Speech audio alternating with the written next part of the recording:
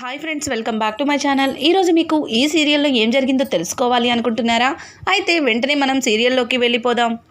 ఇక విక్కీ అయితే తనకి ఉద్యోగం వచ్చిందన్న ఆనందంలో వాళ్ళ అక్కని గుర్తు చేసుకుంటాడు. ఈరోజు అక్క కనుక మన దగ్గర ఉంటే నాకు ఉద్యోగం వచ్చినందుకు అక్క చాలా సంతోషించేది.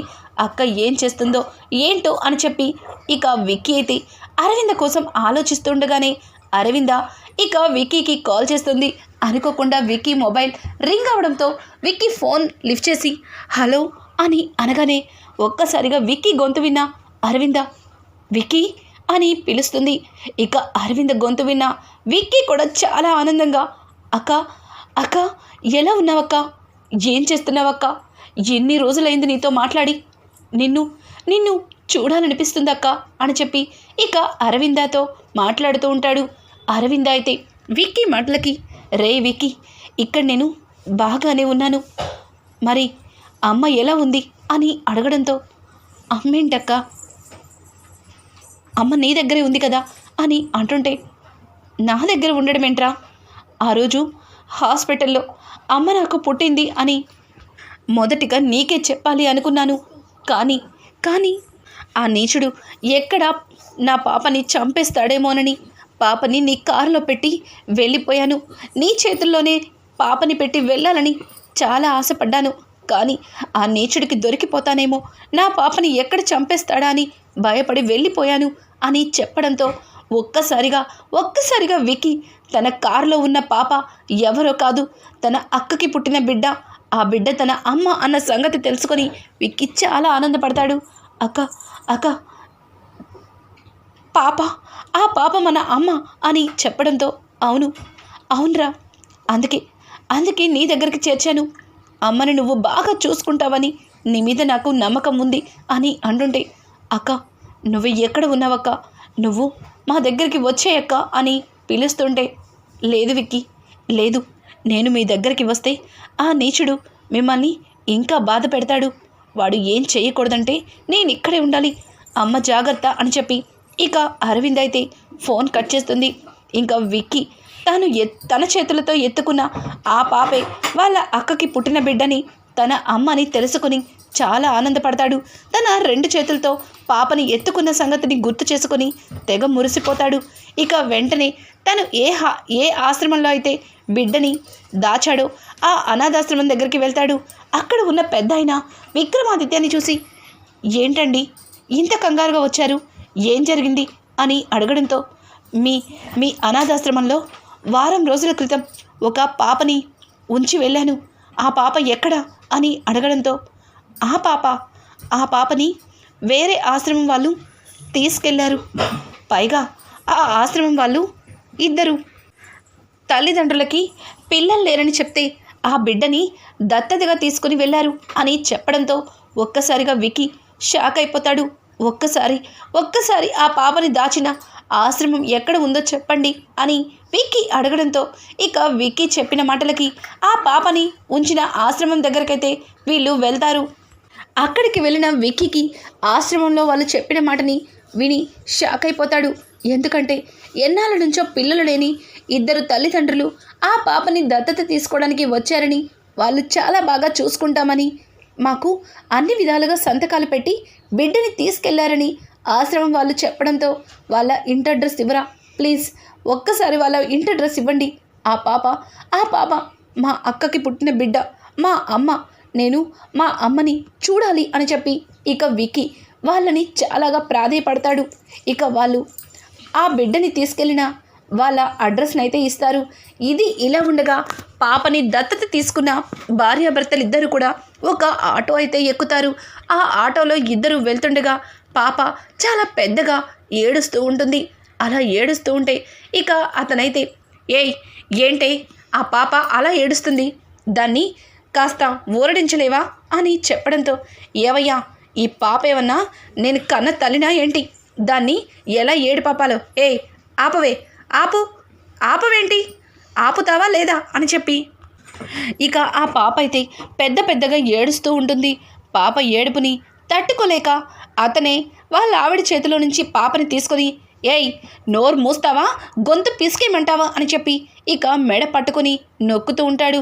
ఇక వాళ్ళ ఆవిడైతే, ఏవయ్యా నీకేమైనా పిచ్చి పట్టిందా, అది చిన్న పిల్లయ్యా, దానికి మాటలే రావు, దాన్ని గొంతు నొక్కుతావేంటావేంటి, అది పుట్టి కనీసం నెల రోజులు కూడా కాలేదు, దానికి ఇవన్నీ తెలియదు కానీ ఇలా ఇవ్వు అని చెప్పి ఇక ఆ పాపని వాళ్ళ ఆవిడ ఆ రౌడీ చేతిలో నుంచి తీసుకుని పాపని బుజ్జగిస్తుంటుంది. కానీ పాప ఎంత ఏడుపు ఆపమన్నా అస్సలు ఆపదు. ఇక ఆటో డ్రైవర్ అయితే, ఏవమ్మా ఏంటి బిడ్డని అలా ఏడిపిస్తున్నారు, అసలు ఆ బిడ్డ నిజంగానే మీకు పుట్టిన బిడ్డేనా, ఎందుకు అలా ఏడిపిస్తున్నారు ఆ పాపని అని అంటుంటే ఇక ఆ రౌడీ అయితే, రేయ్ ముందు నోరు మూసుకొని నీకు చెప్పిన అడ్రస్కి పోనివ్వు, బిడ్డ గురించి నీకెందుకు అని చెప్పి ఇక ఆ రౌడీ అయితే ఆటోవాడిని గట్టిగా అరుస్తాడు. ఇక ఆటోవాడు ఏమీ మాట్లాడకుండా సైలెంట్గా డ్రైవింగ్ చేస్తుంటాడు. వాళ్ళ ఆవిడ కూడా పాపని చాలాసేపు బుజ్జగించిన పాప అస్సలు ఏడు పాపదు. ఏయ్ ఏంటే ఆ పిల్ల ఏడు పాపుతానన్నావు, కానీ ఇంతవరకు ఆ పిల్లతో ఏడు పాపించలేకపోయావు, అది ఎంత గట్టిగా ఏడుస్తుందో చూడు, పోలీసులు ఎవరైనా చూస్తే మనల్ని పట్టుకుంటారే, ముందు దాన్ని నోరు ముయ్యించవే అని చెప్పి ఇక రౌడీ వాళ్ళ ఆవిడ మీద గట్టిగా అరుస్తాడు.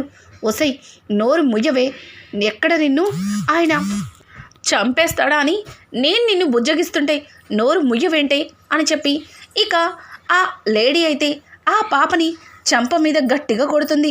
ఒక్కసారిగా చెంప మీద కొట్టేసరికి అంతవరకు ఏడుస్తున్న పాప గొంతారిపోయి స్పృహ కోల్పోతుంది.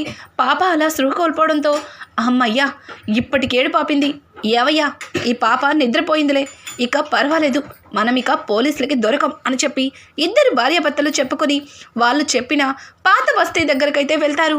ఇక పాత బస్తీ దగ్గర ఆటో డ్రైవర్ వాళ్ళని దింపుతాడు. కానీ ఆటో డ్రైవర్ వాళ్ళతో, అమ్మ పాప చాలాసేపటి నుంచి ఏడుస్తుంది, పాపకేమన్నా గొంతారిపోయిందేమో, ఒక్కసారి చూడండమ్మా అని చెప్పి డ్రైవర్ చెప్తుంటే, రేయ్ ఏంట్రా ఆటో ఎక్కిన దగ్గర నుంచి చూస్తున్నాను, అసలు నా పాప గురించి నీ కేరింగ్ ఏంటి, మా పాప గురించి మాకు తెలుసులే, నోరు మూసుకొని ఇక్కడి నుంచి వెళ్ళు అని చెప్పి ఇక అతనైతే ఆటో డ్రైవర్ని డబ్బులిచ్చి అక్కడి నుంచి వెళ్ళిపోమంటాడు. ఇక్కడ చూస్తే విక్కీ పిల్లని ఎవరైతే దత్తత తీసుకున్నారో ఆ అడ్రస్కి అయితే వెళ్తారు. ఆ అడ్రస్ దగ్గరికి వెళ్ళి దనదన తలుపులు కొడతాడు.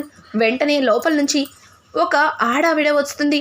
ఆవిడ విక్కీని చూసి, ఎవరండి మీరు, మా తలుపు ఎందుకు కొడుతున్నారు, అసలు మీకేం కావాలి అని అడగడంతో, పాప అదే మా అమ్మ మీ ఇంట్లోనే ఉంది అని చెప్పి విక్కీ చాలా ఎమోషనల్గా ఇంట్లోకి తొంగి తొంగి చూస్తాడు. ఇక వాళ్ళ ఆయన నడుచుకుంటూ బయటికి వచ్చి, ఏంటయ్యా నువ్వు మా అమ్మ అంటున్నావు, పాప అంటున్నావు, అసలు ఏం మాట్లాడుతున్నావు, నీకింతకీ ఎవరు కావాలి అని అంటుంటే, అదే మీరు ఆశ్రమంలో ఒక పాపని దత్తత తీసుకున్నారు కదా, ఆ పాప ఎవరో కాదు, మా అక్క కూతురు, మా అమ్మే పుట్టింది, ప్లీజ్ దయచేసి మా పాపని మాకిచ్చేయండి అని చెప్పి ఇక విక్కీ వాళ్ళని అడుగుతూ ఉంటే వాళ్ళిద్దరూ పిచ్చి చూపులు చూస్తూ, ఏవయ్యా ఏమన్నా పిచ్చి హాస్పిటల్ నుంచి వచ్చావా, నీకేనా మెంటల్ వచ్చిందా, ఎక్కడికి వచ్చి ఏం అడుగుతున్నావు, అసలు మా వయసులేంటి, చిన్న పాపని మేం తెచ్చుకోవడం ఏంటి, మాకు ఇద్దరు పిల్లలు ఉన్నారు, ఆ పిల్లలిద్దరినే పెంచి పోషించలేక నానా తిప్పలు పడుతుంటే ఇప్పుడు ఇంకొక ఆడపిల్లని తెచ్చుకున్నామని అంటావా, అసలు నువ్వు ఏ అడ్రస్కి వచ్చావు అని అడగడంతో ఇక విక్కీ ఒక్కసారిగా నిరుత్సాహపడిపోయి, అది కాదండి, ఒక ఆశ్రమం నుంచి పాపని దత్తత తీసుకున్నారు అని చెప్పారు, ఇదే అడ్రస్ ఇచ్చారంట, మీరు మీరు కాకుండా ఇంకెవరన్నా అని అంటుంటే, చూడయ్యా నా పెళ్ళైన దగ్గర నుంచి మేము ఇదే ఇంట్లో ఉంటున్నాము, ఈ ఇంట్లో ఇంకొకరు ఉండే అవకాశం కూడా లేదు, ఇదిగో మాకు ఇద్దరు పిల్లలున్నారు, ఇక పిల్లల్ని దత్తత తీసుకోవాల్సిన అవసరం మాకేముంది, నీకెవరో రాంగ్ అడ్రస్ ఇచ్చినట్టున్నారు, వెళ్ళవయ్యా వెళ్ళు అని చెప్పి వాళ్ళైతే విక్కీని అక్కడి నుంచి పంపించి మొహం మీద తలుపులు వేస్తారు. ఇక విక్కీ అయితే అక్కడ పాపలేక చాలా బాధగా బయటికి వస్తాడు. రోడ్డు మీద నుంచుని పిచ్చివాడిలా అటు ఇటు చూస్తాడు. పాప ఏమైనట్టు, ఆశ్రమంలో పాపని దత్తత తీసుకునే వాళ్ళు ఇక్కడే ఉన్నారని చెప్పారు, కానీ ఇక్కడ చూస్తే వాళ్ళు లేరు, పాప కూడా కనిపించట్లేదు, మా అమ్మ ఏమైపోయింది అని చెప్పి విక్కీ ఒక్కసారిగా తల పట్టుకుంటాడు. ఇంతలో ఆ తల్లిదండ్రులను దింపిన ఆటో అతను అట్నుంచి వెళ్తూ విక్కీని చూసి సార్ ఆటో కావాలా అని అడగడంతో ఇక విక్కీ చాలా బాధగా ఆటో ఎక్కి కూర్చుంటాడు. సార్ ఎక్కడికో చెప్పలేదు, ఆటో ఎక్కేశారు అని అడుగుతుంటే ఎక్కడికో ఒక దగ్గరికి తీసుకువెళ్ళు అని విక్కీ చాలా బాధగా మాట్లాడతాడు. విక్కీ బాధని చూసిన ఆటో అతను సార్ మీరెవరో నాకు తెలీదు, నేనెవరో మీకు తెలీదు, కానీ మిమ్మల్ని చూస్తుంటే చాలా బాధలో ఉన్నట్టున్నారు, ఏదో వెతుక్కుంటూ ఇలా వచ్చినట్టు అనిపిస్తుంది, మీకు ఇబ్బంది అనిపించకపోతే మీరు ఏం వెతుకుతున్నారో చెప్తారా అని అడగడంతో ఇక విక్కీ తను దేనికోసమైతే అటు ఇటు తిరుగుతున్నాడో ఆ విషయం గురించి ఆటో అతనికి చెప్తాడు. ఇక వెంటనే ఆటో అతను వాళ్ళ ఆటో ఎక్కిన ఆ ఇద్దరు దొంగ అమ్మా నాన్నల్ని గుర్తు చేసుకొని సార్ ఇంతకు ముందే సార్ ఒక చిన్న పాపని ఎత్తుకుని ఇద్దరు భార్యాభర్తలు నా ఆటో ఎక్కారు, వాళ్ళిద్దరు ఎవ్వారని చూస్తే అసలు ఆ పిల్ల వాళ్ళ పిల్ల కానట్టే అనిపించింది, పైగా వాళ్ళిద్దరూ ఆ పాపని ఏమన్నా చేస్తారేమో అని నాకు భయంగా ఉంది. నేను పాప గురించి అడిగి చూశాను, కానీ వాళ్ళు డ్రైవర్వి నీకు చెప్పిన ప్లేస్లో దింపమని నా మీద గట్టిగా అరిచి నా మొహాన డబ్బులు కొట్టి పాత బస్తీలో దిగిపోయారు అని చెప్పడంతో వెంటనే విక్కీ సరే నన్ను కొంచెం అక్కడికి తీసుకెళ్తారా ప్లీజ్ అని చెప్పి ఇక విక్కీ డ్రైవర్ని అడగడంతో డ్రైవర్ స్వతహాగా చాలా మంచివాడు కాబట్టి విక్కీని అక్కడికి తీసుకెళ్తాడు.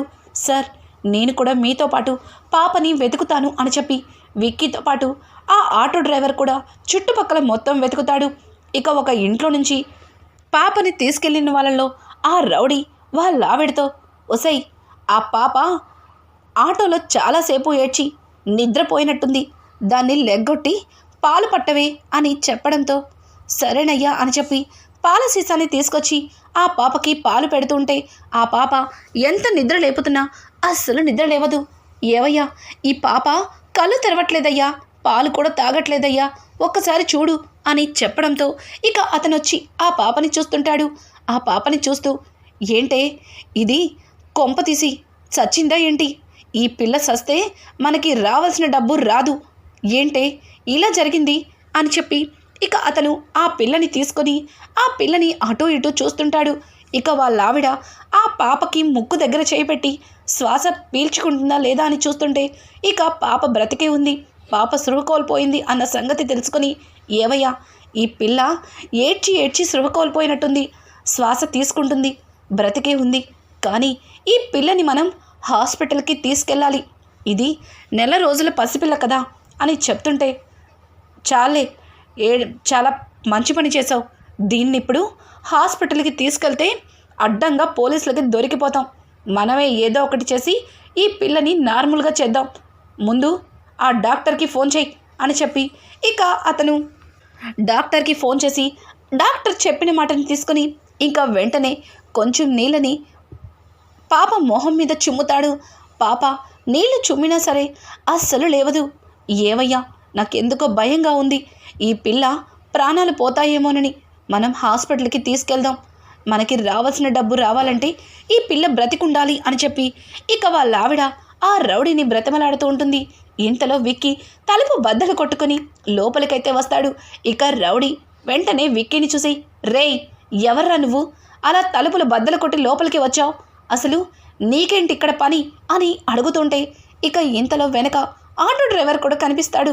ఓ ఇదంతా నీ పనా, నువ్వు ఆటో డ్రైవర్ ఉద్యోగం మానేసి పిల్లల్ని వెతికి పట్టుకుంటున్నావా ఏంటి అని చెప్పి అతన్ని కూడా 4 మాటలు అంటాడు.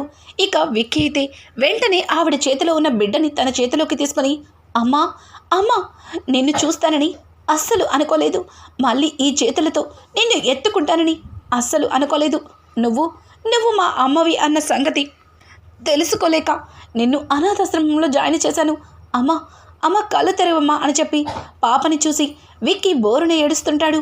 అది చూసిన రౌడీ వాళ్ళ ఆవిడ కాస్త బాధపడుతుంది. ఇక రౌడీ అయితే రేయ్ ఏంట్రా ఆ పిల్ల మా పిల్ల అయినా చిన్న పాపని పట్టుకొని అమ్మ అంటావేంట్రా, నీకేమైనా మెంటలా, పైగా మా పాపని తీసుకొని మమ్మల్ని బెదిరిస్తావా, ఇలా ఇవ్వు అని చెప్పి ఇక విక్కీ చేతిలో నుంచి పాపని తీసుకోబోతుంటే విక్కీ చాలు ఆపుతారా మీ నాటకాలు, ఈ బిడ్డని ఆశ్రమం నుంచి దత్తత తీసుకున్న సంగతి నాకు తెలుసు, ఇంకెందుకు నాటకాలు ఆడుతున్నారు అని అంటుంటే ఇక వాళ్ళ ఆవిడ, బాబు నువ్వు ఎవరనుకొని ఎక్కడికొచ్చావో, ఈ బిడ్డ ఆయనకి నాకు పుట్టిన బిడ్డే, మాకు చాలా రోజుల నుంచి పిల్లలు కలగలేదు, పుట్టక ఒక ఆడపిల్ల పుడితే ఆ బిడ్డని మా బిడ్డ అంటున్నావేంటి అని చెప్పి తను తడబడుతూ మాట్లాడుతుంది. ఇక ఆ మాటలకి విక్కీ చాలా కోపంగా రౌడీ మెడ పట్టుకొని, చూడండి నాకంతా తెలిసిపోయింది, అనాథాశ్రమం నుంచి బిడ్డల్ని తీసుకొచ్చి మీరు డబ్బులకి అమ్ముకుంటున్నారని నాకు తెలిసింది, ఇక నాటకాలు కట్టి పెట్టండి అని చెప్పి ఇక విక్కీ మాట్లాడుతుండగా అక్కడికి పోలీసులు కూడా వస్తారు. ఇంకా పోలీసులు అయితే వాళ్ళిద్దరిని చూసి, థ్యాంక్ యూ సార్, వీళ్ళిద్దరూ చాలా రోజుల నుంచి అనాథాశ్రమం నుంచి పిల్లల్ని దత్తత తీసుకొని ఇలా డబ్బుకి అమ్ముకుంటున్నారు, చిన్నపిల్లల కిడ్నీలు హార్టు ఇతర దేశాలకి వీళ్ళు పంపించి డబ్బుని సంపాదిస్తున్నారు, థ్యాంక్ యూ సార్, ఇట్లాంటి వాళ్ళని మాకు పట్టించినందుకు థ్యాంక్స్ అని చెప్పి పోలీసులకి థ్యాంక్స్ చెప్పి ఆ దొంగలని ఇద్దరిని కూడా పోలీసులు అరెస్ట్ అయితే చేస్తారు. ఇక బిడ్డ దొరికిన ఆనందంలో విక్కీ పాపని తీసుకుని ఇంటికైతే వెళ్తాడు. ఇక నుంచి విక్రమాదిత్య జీవితంలో ఊహించని మలుపై తిరుగుతుంది. బిడ్డని తీసుకొచ్చి అది అరవింద బిడ్డ అన్న సంగతే ఇంట్లో ఎవరికీ చెప్పడు. అలాగే ఇక్కడ ఆఫీస్లో పద్మావతిని ఇష్టపడుతున్న యశోధర్ నుంచి ఇక విక్కీ పద్మావతిని ఎలా కాపాడుకుంటాడు, అసలు పద్మావతికి విక్కీకి ఉన్న మధ్యలో జరుగుతున్న గొడవలన్నీ పోయి మళ్ళీ భార్యాభర్తలుగా ఒక్కటవుతారా? రానున్న ఎపిసోడ్స్ అయితే మరింత ఇంట్రెస్టింగ్గా మారబోతున్నాయి. ఈ వీడియో మీకు నచ్చినట్టయితే లైక్ చేసి సబ్స్క్రైబ్ చేసుకోవడం మాత్రం మర్చిపోకండి.